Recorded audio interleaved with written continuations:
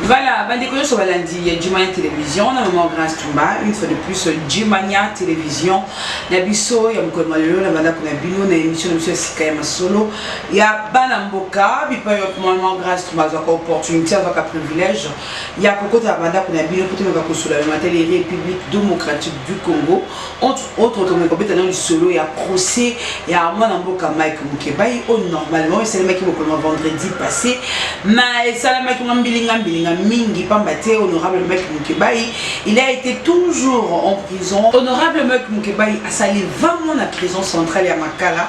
Jusque là, c'est comme si procès naïe, ils qu'il est toujours na moi mingi malam mingi vraiment té Pambate mon procès naïe et les quelqu'un mon vendredi et ça les quitté. Il paraîtrait que dans la partie civile il a quitté partie civile nous a qui République démocratique du Congo.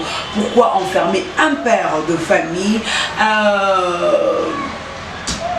pourquoi pas aussi les conditions famille, mais bon, enfermé pendant 20 mois, ceux qui vraiment peine, et honorable mec Mukebai, ils allaient vraiment subissables, je crois que non, à ça déjà prison, autrement, on met un peu solo, il y a moi dans Prince et Pengue, mais avant de mettre sur moi dans Prince et Pengue, tout dans la vidéo, vous avez que moi dans Mike Mukebai, les mots qu'on s'est découpé au PC, là, vous allez couper la photo sur nous. J'ai fait 20 mois ici. Vous trouvez normal de me rajouter 2 semaines sous prétexte que la République ne s'est pas présentée. Vous trouvez normal. J'ai 20 mois ici. 20 mois. Donc vous allez renvoyer à vendredi. Vendredi c'est férié. Et donc l'autre vendredi. Et donc ça fait 2 semaines de plus. 2 semaines de plus sous prétexte que la République. En fait, en réalité, donc moi je paye la faute de votre greffe, la greffe de la justice. C'est le greffe qui n'a pas saisi et c'est moi qui paye. Vous trouvez ça normal? Le greffe fait une faute, ne saisit pas, on fait payer à quelqu'un d'autre, un tiers. Vous trouvez ça normal? Qu'on me fasse payer à la place du greffe. C'était le greffe de saisir. Si au moins, non, si au moins vous êtes conséquent, c'est qu'en principe, les avocats doivent demander la liberté provisoire pour laisser partir chez moi ces 2 semaines-là. Ce n'est pas normal. Donc le greffe fait une faute, n'accomplit pas sa tâche, c'est lui qui paie à la place. Donc rester en prison au Congo est normal comme ça. Normal, par la faute du greffe. Ce n'est pas normal. Non, je n'ai pas besoin que vous me répondiez. Je voulais protester, dire que ce n'est pas normal, c'est tout. C'est une protestation d'un citoyen libre. Et je proteste, ce n'est pas normal. Et je l'ai dit et je le confirme. Voilà, tozongi lisusu na etandeli biso ike le mwana moka Aldi Shaliba qui nous a kubeta lisolo ya bayo opposant bandeko biso ya lamuka bazali toujours kosenga bakokaete na ko libérer papa Océan pour papa maman Tabala oyo utamela bakangaki bango depuis jour wana timokolo malelo bazali vraiment ko yeba na bisika parce que la mingi malgré que non parti politique na bango itali vraiment makambo nyonso en main bakoka koyeba soki bandeko na bango bazali wapi elongo na mwana mboka Prince Epenge alikaki na bandeko na biso kuna ya RFI puis Prince Epenge ayaki kuna koloba tolanda Prince Epenge. Monsieur Prince Epenge, bonjour. Bonjour. Les pouvoirs vous accusent, à travers les discours du président Martin Fayoulou, de fin d'année, des tribalistes et des séparatistes. Qu'en dites-vous? Martin Fayoulou a défendu les enfants du Kasaï. Martin Fayoulou, dans son discours, a plaidé pour l'unité des enfants du Congo. Martin Fayoulou, dans son adresse à la nation, a dénoncé le fait que les enfants du Kasaï quittent le Kasaï pour le Katanga et le Kinshasa. et il a voulu s'interroger sur les causes qui font que les enfants du Kasaï désertent les Kasaï pour aller dans d'autres provinces. Et les causes sont notamment le fait que jusque-là on ne relance pas l'AMIBA, le fait qu'au Kasaï il n'y a pas de route, il n'y a pas d'eau, il n'y a pas d'électricité. Martin Fayulu a voulu tout simplement interpeller sur le fait qu'il faut relancer l'AMIBA, la mer nourricière. Parce que quand il y avait l'AMIBA, les enfants du Kasaï ne quittaient pas les Kasaï. Martin Fayulu a voulu tout simplement dire qu'il faut donner de l'eau, de l'électricité, il faut créer des emplois au Kasaï. Et il a dénoncé le fait que les pouvoirs de Félix Tshisekedi divisent les enfants du Congo. Félix était à Lubumbashi. Il a appelé les Katangais ses compatriotes. Il était à la province orientale. Il a dit, vous êtes mes compatriotes. Il arrive au Kasaï, à Kananga. Il dit, vous êtes mes frères de sang. Ça veut dire quoi ça? Alors que quand on est chef de l'État, on représente tous les enfants du Congo. Tous les enfants du Congo deviennent les enfants de sang. Donc Félix Tshisekedi, par son discours, divise les enfants du Congo. Martin Fayulu a pris la défense des enfants du Kasaï en disant qu'il faut construire le Kasaï, il faut investir au Kasaï, qu'on cesse de détourner l'argent du Kasaï. Quand on détourne l'argent du Kasaï, les enfants du Kasaï qui sont dans la pauvreté sont obligés de quitter le Kasaï pour venir en masse à Kinshasa et au Katanga. Mais en insinuant un envahissement du Katanga et de Kinshasa par les Luba, le pouvoir estime que Martin Fayulu appelle la population à la violence. Est-ce que si vous dites que les enfants de l'Équateur viennent massivement à Kinshasa, vous appelez à la violence contre les enfants de l'Équateur? Qu'est-ce que vous appelez violence? Est-ce que c'est vrai ou faux que les enfants du Kasaï partent à masse vers le Katanga? Est-ce que c'est vrai ou faux que les enfants du Kasaï viennent massivement à Kinshasa? C'est la vérité. Les dire comme ça, c'est la vérité. Où est le problème? Moi, si je vous dis que les enfants de Lodja, de chez moi au Kasaï, qui quittent Lodja, viennent à Kinshasa massivement, parce qu'il n'y a pas de boulot, il n'y a plus de diamants à Lodja, au Tankou. Est-ce que c'est que j'appelle à la violence? Mais certains pensent que le président Martin Fayulu devrait être poursuivi par la justice suite à ses propos. Pour faire quoi? Pour avoir dit la vérité, qu'on a affamé les Kasaï, on a détruit les Kasaï et les enfants du Kasaï fuient les Kasaï. Mais le gouverneur du Kasaï central a dit quoi? Le gouverneur du Kasaï central a dit qu'ici, il n'y a pas d'eau, il n'y a pas d'électricité, il n'y a pas de courant, il n'y a pas d'emploi, il n'y a pas de route. Les enfants du Kasaï fuient les Kasaï. Est-ce que le gouverneur aussi, on doit l'arrêter? Parce que maintenant, on l'a convoqué à Kinshasa. Et pourtant, c'est lui qui connaît la réalité. Il est gouverneur du Kasaï central. On est hypocrite. L'IDPS est hypocrite. Ils disent toujours, au nom des enfants du Kasaï, ils volent l'argent de l'État. Et ils ne veulent pas. Quand on attaque le pouvoir de Félix, on dit qu'on attaque la tribu. Mais Félix, c'est qu'il ne représente pas la tribu Luba. Il ne représente pas les Kasaïens. Nous sommes tous des Kasaïens. Si les Kasaïens sont en train de se détruire aujourd'hui, et les Kasaïens sont dans la pauvreté, il faut le dire, il faut le dénoncer. Pour terminer, M. Steve Mbikai, un cadre dans l'Union sacrée de la nation, estime qu'en cas de laxisme de la part du gouvernement, ils s'en chargeront de porter plainte contre eux, c'est-à-dire Olivier Kamitatou et Martin Fayulu, comme ils l'ont fait à l'époque contre les patriarches Antoine Kyungu Wakumwanza. C'est un aventurier. Je ne vais pas parler d'un aventurier. Celui-là, c'est pas un politicien, c'est un aventurier. Moi, je ne parle pas des aventuriers. Monsieur Prince Epengue, nous rappelons que vous êtes porte-parole de la plateforme Lamuka. Shalom Radio et Télévision depuis Lubumbashi vous dit merci. Merci beaucoup. Voilà, tozoni elongo lisusu na bino na kotika bino motela moka Bruno Mimbenga oyo asikuza la moko ya résistant moko pourquoi pas moko ya digne fils de la République démocratique du Congo ayaki pe côté la biso to ko lobela biso matali République démocratique du Congo to la Bruno Mimbenga après tozoni. Merci très cher abonné, je reviens encore une fois de plus pour cette petite analyse expliquée par rapport à l'actualité qui se passe dans notre pays. Aujourd'hui, on apprendra que la ville de Saké vient d'être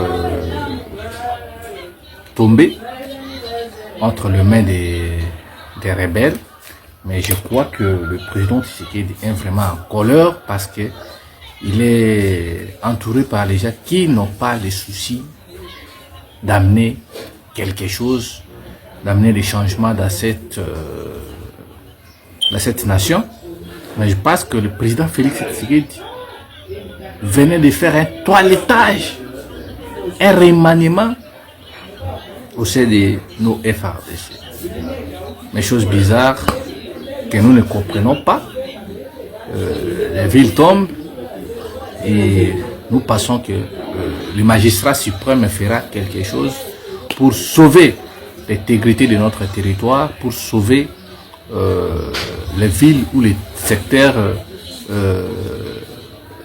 qui est entre les mains des ennemis. Et voilà pourquoi nous demandons aux Congolais d'être derrière nos militaires qui se battent au front à ce moment pour récupérer la ville de Saké. Aujourd'hui, mes frères congolais, j'ai des larmes aux yeux que d'apprendre ce qui s'est passé au Ghana. Notre président n'avait pas reçu des honneurs dignes de son rang. Nous avions vu tous les présidents africains présents dans cette cérémonie. Il y a prestation de serment, il y a le président John Dramani, mais les nôtres n'avaient pas reçu l'invitation. Or, la diplomatie aussi, c'est le respect d'un État à un autre État. La question que moi je me pose, comment est-il possible que le président de la République démocratique du Congo, qui est le nôtre, peut se déplacer sans pour autant que les deux pays soient en contact? Notre ministre des Affaires étrangères, notre ambassadrice qui séjourne à Accra, elle n'était pas au courant que le président de la République devrait se déplacer pour participer à cette cérémonie si grandiose, au lieu de faire subir la République démocratique du Congo, les Congolais en général et Congolaises, cette énième humiliation. Ces voyages que le président se déplace du jour au lendemain coûtent à la nation plus de millions de dollars américains. Ils sont entre 250 millions de dollars américains. Et nous avons vu derrière le président, il y avait une forte délégation qui l'avait accompagné. Au niveau de Accra, les Singapourais qui ont participé à la prestation serment. Mais ces révélations, il n'y avait pas le drapeau de la République démocratique du Congo. Mais Mbongo Bimi est belé pour le déplacement du président de la République. Dans ma voyage, il y a président pour chacun. Plus de 250 000. C'est des millions de dollars qui sortent pour le voyage de les chefs de l'État. Et si vous avez remarqué, vous avez vu que le président Tshisekedi n'a pas pu échanger avec son homologue ghanéen, parce que les présidents ghanéens, ce sont des gens qui restent honnêtes. Anglophone, c'est la logique n'a pas échec diplomatique. Tout ça, c'est juste pour pas venir bon à l'État et Mima et Kendaka et ça comme ça à mon côté. En outre, le président était au Qatar pour assister à un match à Monaco. Mais ce voyage nous a ramené combien dans la caisse de l'État? Parce que le président Tshisekedi voulait que ce match-là de la Monaco et de Paris Saint-Germain puisse se jouer en RDC. Mais on m'apprend que non, ramener le match l'année prochaine, le président local Zarafan à Paris Saint-Germain a ramené le match pour éviter Awa na Kati et mais nous oublions que notre pays est confronté de plusieurs problèmes. Problèmes sécuritaires, économie et conso. En 1969, ceux qui savent très bien l'histoire, ceux qui lisent, vous allez vous rappeler que nos Miss françaises, et ça les maka en Asaï à l'époque à Mobutu. Mais on est à l'époque crise des Zalaki na poto na France, alors Mobutu avait voulu sauver l'événement pour y akobeta ma na Congo na Kinshasa. Mais oyo biso tozo lingato zoa. Toya nango awa l'année prochaine. Pour quelle finalité? Nous savons très bien que non, le pays a plusieurs difficultés. Si nous parlons comme ça, vous allez voir les gens, hein, vous m'insultez au final, Rwandais, je ne suis pas Rwandais. Parce que nous ne pouvons pas rester toujours focalisés à faire l'apologie du Rwanda, hein, un petit pays qui compte 14 millions à 15 millions d'habitants. Tout le monde a Rwanda, tongo matin, midi, soir. Un pays qui a 14 millions et un pays qui a 100 millions d'habitants. Pourquoi faisons cette apologie à tout moment? Alors vous qui m'acharnez sur moi je ne suis pas rwandais, je suis congolais plus que vous, qui aviez même mangé, bouffé dans la table de Kagame. Je vous ai parlé ici à Makambouya ministre en fonction publique. Voilà pourquoi l'image des pays qui peut nous croire, qui peut nous prendre au sérieux. À un moment donné, l'histoire récemment, Belgique, ça là, ce qui une année dans l'âme. Bazaka na gouvernement. Mais Boebi, et là que Simba a gouverné l'économie à Congo, et à Belgique plutôt, c'était les fonctions publiques.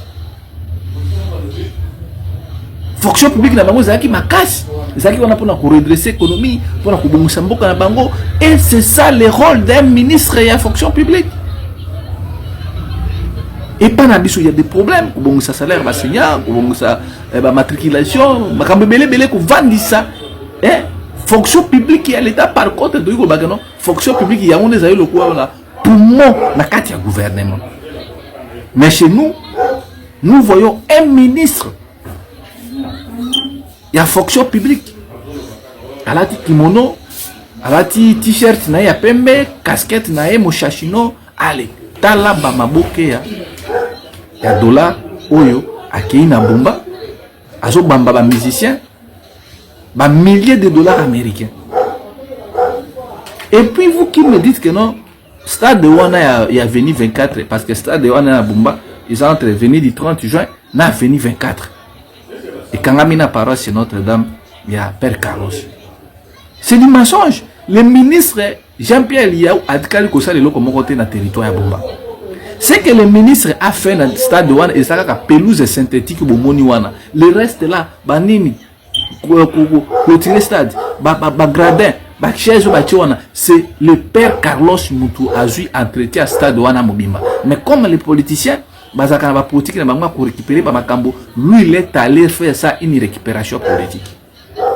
Tout le monde est musicien, défilé, Robinho, Ferré, ndenga bambi bangombongo. Pourquoi pas? Ndengo kenaki un événement à l'olenge haut.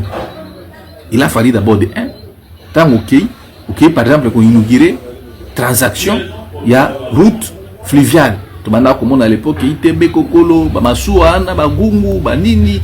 Bamaswa belé zo mata kisasa kisangani bumba ezo sala transaction na nzela mai.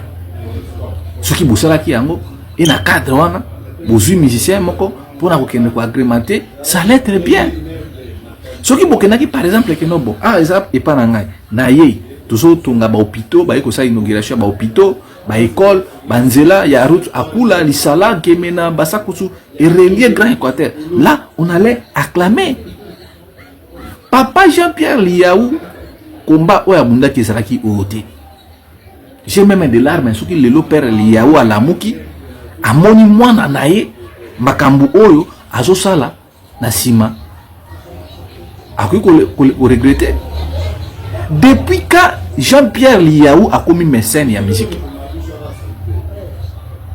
Parce que beaucoup de non, a commis mécène, à sa vie privée, à sa salaire. Est-ce que salaire est un ministre? Ou bien rôle ya ministre ya fonction publique ezali ya mwana okende kobina kosangisa ba jeune o bazana misalate. Si vous partez na Bomba wana, vous allez voir que la plupart ya ba jeune ya côté wana ya province ya Mongala baza plus na makambo ba débrouillage na ville na Bomba wana transport à comme ezate plus les gens basala katolika les gens font des milliers de kilomètres na makolo bon bolobi que rôle ya ministre ezala kotonga nzelate na rana ministre Jean-Pierre Liaou. Il peut aussi avec son influence, il est député, faire une motion que notre na territoire nangai na province nangai bota la province za banzela nzela malongeza na province ya Mongalate mai ya malongeza te tilelo onde dozolo ba awa na Bomba batu bamelaka mai ya mabulu. Mais vous organisez une activité comme ça, vous invitez des musiciens, bobambi bangombongo, bobambi bangombongo, bobambi bangombongo, et puis nasuka abeti feregola mbata. Boutala, bah inversion des valeurs. Une autre inversion des valeurs, on n'arrive pas à comprendre. Na Congo bakuma ko trouver sont normal. Tout le monde li waya musicien na biso bongongo, Seguin Magnata. Au lieu batuba ya baleli sa famille ya Seguin, les gens préfèrent plus que les JB Piano. Pourquoi? Parce que JB Piana c'est une grande célébrité, c'est une star, à ça moyen il a des relations. Et aujourd'hui, dans Mboka Nabiso, Toujours comprendre te bisika mboka eza kokende. Économie ya mboka eza tournée. Je vous ai dit ici. Ata bozo fini, vous devez savoir que Kabila a invité à Donald Trump. Le président Tshisekedi voulait aussi faire un lobbying à niveau international, surtout pas américain. Mais on nous apprendra que non, tout le président Tshisekedi est vraiment convaincant. Donc, il y a un barrage moyen de percer exact. L'élo politique, il y a Tshisekedi, diplomatie et ça est faible. Nous devons accepter comme tel que Tshisekedi a échoué sur le plan diplomatique. Tangu bakei na makambo ya accord à Luanda et que Kagame a été, qu'est-ce que le président allait faire? Il allait retourner organiser un point de presse ndenge moninga na sali. Mais pourquoi il ne l'a pas fait? Mais Makashi Nabino Zaka, révision de la constitution, allez, pour intimider les jeunes, pour que les jeunes ont la souffrance, la misère, peut-être pour ceux qui sont à 10 000, pour battre les labino. Allez, aujourd'hui, vous commencez à les arrêter. Avec celui qui à l'époque avait insulté Tshisekedi Gaza à niveau n'a été. Tolobabo, Bolingi Tolobate. Ce qui que président Tshisekedi Sali Makambo Malonga, nous allons dire que oui, awa Makambo président Sali est bien. Makambo Moussou Sali est mabé, mais échec est puissante. Batunaï même yaï de pesi lelo. Bazo comprendre été. Depuis 6 ans, bazana pouvoir 7e année en oyo, bazana misalate. Et puis comment est-ce que 2 mois passés, le lot en mois de janvier 2025, donc dans mois entre octobre ou novembre, le président Salaki ordonnance. Dans l'ordonnance, on a président Sali, les militaires de pêche se rendre compte que Batuna Bango, il a fallu nommer Bango, Bakombo na Bango ezati. Mais plus, il faut constater que Batu Oyo Boubazana Kati a liste et nomination et ordonnance présidentielle, ils ont battu le régime passé. Cela ne peut pas vous interpeller. Donc, soit le président va induire une erreur, ou soit le président veut faire ça expressement pour dire que pouvoir, oh, je m'en fous de vous, n'est-ce de ce monde, le président Tshisekedi a soit que ça foutre le peuple congolais. Le peuple le lira, a changé en format moussous. Peuple lobi ba député bazo salaire rebelle ayeli sous azongi apesi ba député bibino kutu bosala ka musa malamu musaka musa ebele nazo pesa bino isusu mbongo ebele po bino bokendaka kolena na ba base na bino asuki wana te ayeli sous a promettre ba député ba Jeep 4x4 nouveau modèle ya sika to éviter prochainement pour avoir sa makamuna na ngo na besoin ko sala pour la constitution a kosombela ba député na ba tumisusu ba mapango soki to lobi awa esclave Kosati, vous allez m'insulter. Or, nous vous mobilisons le peuple. Vous allez prudent parce que à l'heure batu oh bazo kende basali groupe na bango groupe de cartel bazako se protéger entre bango na bango pour piller copieusement les richesses du pays.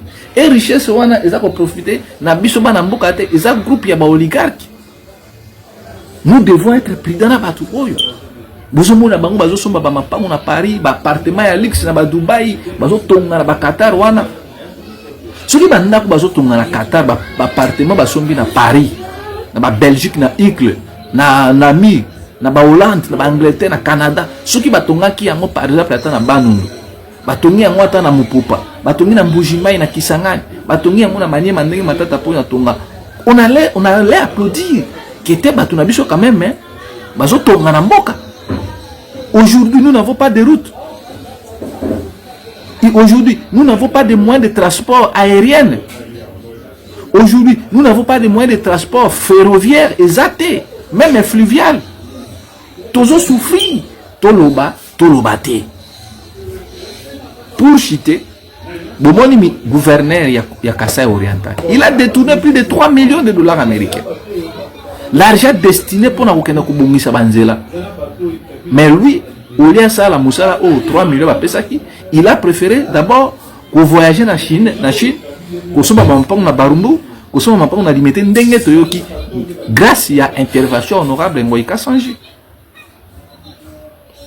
Alors, Babilo Koyabo, Toloba, te, Totika Bino, parce que vous êtes le plus fort, vous êtes là, sur le lobby, beaucoup Tinda Batouba, Kobomabato. C'est vraiment malheureux, mes chers frères congolais. Botelema, Totelema, Mboka, Ezaya Biso Nyonso.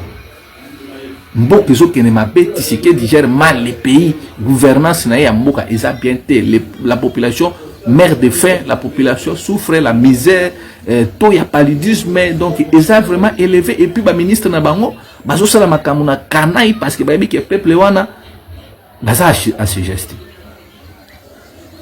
Un pays en guerre, mais le ministre bazo bina bazo bokambo. Tout le monde est dans le Soudan, awa.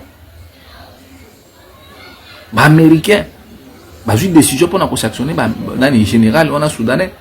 Pour nous qui y a crime contre l'humanité, le génocide. Mais chez nous, la génocide qui se passe dans l'Est, pourquoi les Américains ont une décision pour déclarer ouvertement que non, Rwanda a la génocide dans la République démocratique du Congo?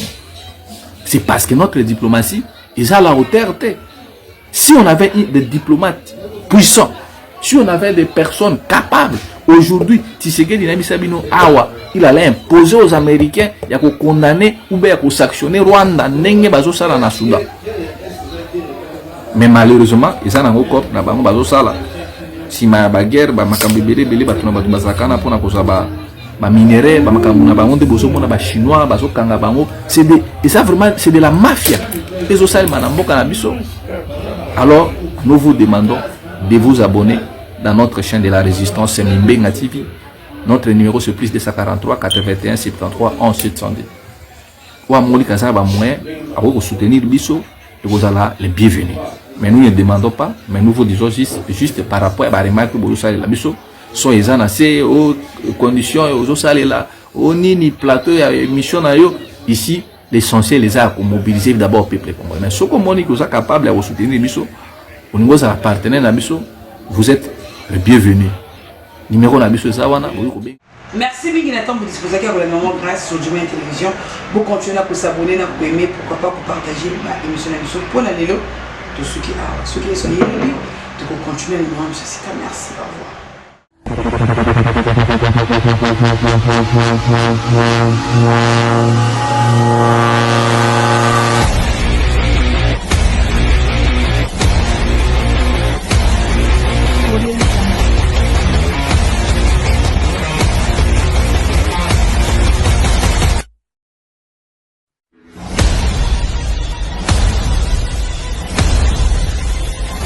Audio